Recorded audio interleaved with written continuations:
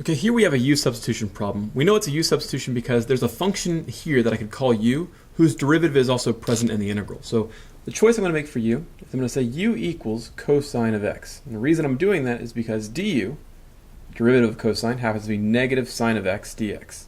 Lo and behold, we have a sine of x dx in our numerator. Granted, it's not negative sine of x, but we can put a negative here and a negative here, and the negative sine x dx will become du. So let's see how this integral transforms. I'm not going to put the bounds anymore because I'm using a different variable. It's not really appropriate to use the same bounds when you transform variables. You can, if you want to, do change your bounds by plugging the upper and lower bound into your transformation, but I'm not going to do that here. I'm just going to leave the bounds off for the purposes of doing the integral, and we'll do the bounds later. Okay, so like I said, this negative, this sine, and this dx, per our substitution, becomes du. So I'm just left with 2 up in the numerator, du over 1 plus. I have cosine of x here. I'm going to call that u squared. So I have plus 4u squared. And I don't forget have a negative on the outside. Okay, now this is somewhat akin to one of your known integrals. Let's go ahead and write that known integral off to the side. One of the integrals you should know off the top of your head is 1 over a squared plus x squared. The integral of this guy is 1 over a arctan x over a. We're going to use this guy here in this problem to go and get an answer. Now, one thing I'll point out though is that the coefficient of u squared happens to be 4 here, whereas the coefficient of x squared happens to be 1. Our variable of integration's coefficient happens to be 1. That's not good, or at least not good here because its coefficient is 4. So here's what we're going to do. We're going to factor a 4 out from the denominator. So I'm going to say negative 1/4 at that, integral of 2 du over 1/4 plus u squared. Now it's in the form that we want. We want the coefficient of this u squared, just like we want the coefficient of this x squared, to be 1. And if we have that, we can go ahead and invoke this integral rule. So 2 du over 1/4 plus u squared. I'm going to go ahead and say, all right, looking at this integral and looking at this integral, and draw some comparisons. I have a 1/4, whereas here I have an a squared. That means my value of a is 1/2. Not 1/4, but a is 1/2.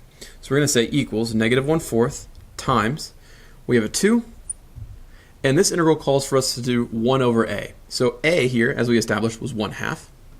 1 over 1/2. Arctan. We won't say x over a because our variable of integration is u. So we'll say u over a. And again, a was 1/2. So we'll say over 1/2. Let's massage this a little bit. We have to divide by 1/2. 1 divided by 1/2 is really 2. So we'll just call this 2. And we'll say 2 times 2 times negative 1/4. Well, 2 times 2 is 4 times negative 1/4. That's all just going to come to be negative 1. So we have negative arctan of u divided by 1/2. Remember, dividing by 1/2 just means the same thing as multiplying by 2. So we're going to have 2u here. And then we're going to do a back substitution. So I'm going to replace u by the original substitution we used. We said that u was equal to cosine of x. So we're going to say 2 cosine of x. And now we can go ahead and start plugging in our bounds. Remember, our bounds were from pi over 3 to pi over 2, so I'll put those here. Plug in your upper bound, then plug in your lower bound and find the difference. So cosine of pi over 2 is 0, times 2 is 0, and the arctan of 0 is 0. So we have negative arctan of 0, we'll say, minus negative arctan of, now we're going to plug in our lower bound. Cosine of pi over 3 is 1/2. Times 2 is 1, so we have arctan of 1 there. Got to know this arctan of 0 and arctan of 1. Arctan of 0 is 0.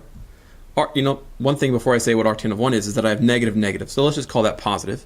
And the arctan of 1 is pi over 4. So this gives us our final answer. Notice what we had to do in order to start this problem was recognize, hey look, there's a function here, namely cosine, whose derivative is also present somewhere else in the integral that will combine it in a meaningful way to make du, and that kicks off our u sub. And that's how you do that problem.